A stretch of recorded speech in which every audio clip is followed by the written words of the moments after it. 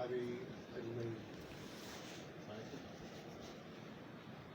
Recording करो ईअं त अॼु वॾो अहम ॾींहुं आहे ऐं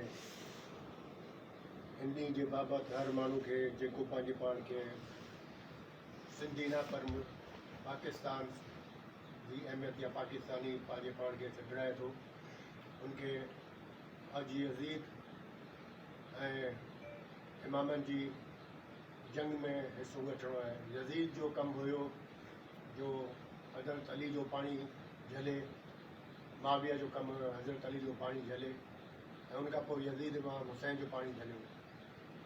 अॼु उहा ई शइ पंजाब सिंध ते मुस्तलद कई आहे। असांखे पंहिंजो हुसैनी जज़्बो ॾेखारिणो आहे। पंहिंजी अकल असां कोन वधंदासीं, आख़िरियत ताईं ईंदासीं। जीअं पीर साहिबु पघारो असांजे मरून ग़ालिब साहिबु अलाए उनखे मक़बरो अता फ़रमाए, बुलंद दर्जात अता फ़रमाए, फूल पाक जे कदमनि में जाइ ॾे। चयो जो सिंध अगरि धार थींदो त बुख न मरंदो। यकीनन असांखे पैरवी करणी आहे पंहिंजे वालिद जी, हुनजी जंहिंजो वालिद पीर सिबतुल्लाह शाह सूर्य बादशाह सिंध लाइ क़ुर्बानी ॾिनी ऐं अॼु उहो दौरु अची वियो आहे, उहो महिल अची वई आहे जो असां अगरि कुझु करे कोन था सघूं त घटि में घटि माण्हुनि खे पुराणी शयूं, पुराणा अख़लाक, पुराणो जज़्बो ऐं जिदोजहद जेको सिंध लाइ असांजे ख़ानदान कई आहे हुनजी मार्फत मां उन्हनि खे अहसासु थो ॾियारायां।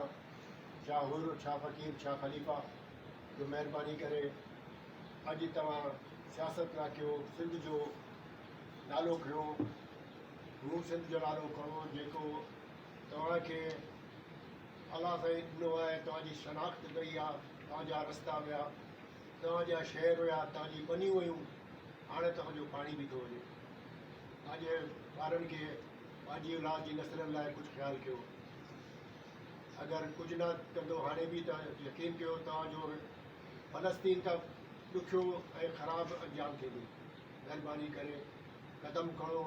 ॿियो कुझु न आहे, घर जे ॿाहिरों अची बीह रहो, सड़कनि ते बीह रहो, विड़ी त कोन था सघो, उहो त मूंखे बि सम्झ आहे कोन था विड़ी सघो, पर तव्हां रिड़ियूं त करे सघो था। मूंखे उमेदु आहे तव्हां निकिरंदो हिन ॾुखी घड़ी में, असांजो बि साथ ॾींदो, असां तव्हांजो साथ ॾींदासीं। उहो दौरु हाणे ख़तमु थी वियो आहे जेको माण्हू पंहिंजे घरनि में वेही रहंदो हुयो ऐं नारनि सां हुनजो घर जो जेको हाल हुयो बदहाल थी वियो आहे। अॼु 80 साल थियण वारा पाकिस्तान खे ठहे। तव्हां ॾिसो जेके सिंध जा शहर हुया उहे खंडरा में तब्दील थी विया आहिनि ऐं जेके ॿिनि सूबनि जो अराड़ियूं हुयूं उहे शहरनि में तब्दील थी वियूं आहिनि। तव्हांखे अहसासु कंहिं ॾिनो ई कोन्हे, न तव्हांखे अहसासु ॾियारायो आहे, छो जो तव्हांखे ग़ुलामी जो अहसासु तव्हांखे ख़बर ई कोन्हे। तव्हां ग़ुलाम आहियो, तव्हां पंहिंजी ज़रूरत जा ग़ुलाम न आहियो, तव्हां इस्टेब्लिशमेंट जा ग़ुलाम आहियो। तव्हांखे विड़ायो थो वञे, तव्हांजे ॻोठनि में बदअमनी कई थी वञे ऐं फ़ाइदो इस्टेब्लिशमेंट थी खणे। अॼु वक़्तु अची वियो आहे, तव्हां निकिरो, ॿाहिरि निकिरो, अलाह खे मञो, पंहिंजी औलाद खे ॾिसी ॿाहिरि निकिरो। असांखे कोन ॾिसो, पंहिंजी औलाद खे ॾिसी ॿाहिरि निकिरो ऐं तव्हां इहो साबित करे छॾियो जो तव्हां मज़लूमी जी ज़िंदगी न गुज़ारींदो, एक गाज़ी जी ज़िंदगी गुज़ारींदो, बेशक हिकिड़े ॾींहं जी ज़िंदगी छो कोन हुजे। असांजो वालिद असांखे चयो वियो जो तव्हां इंतिहाई क़दम न खणिजो, छो जो तव्हां टारगेट आहियो इस्टेब्लिशमेंट जो। अगरि असां इंतिहाई क़दम खणंदासीं त इहे जेके बम आहिनि इहे दरिया ते चढ़ंदा, असां ते चढ़ंदा, असांजे दोस्तनि ते चढ़ंदा।